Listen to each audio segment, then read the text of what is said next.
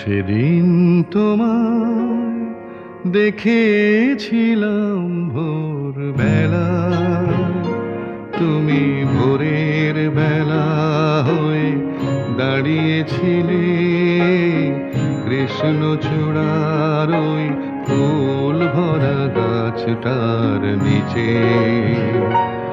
আমি কৃষ্ণচূড়ার সেই স্বপ্নকে আহা দু চোখ ভরে দেখে নিলাম।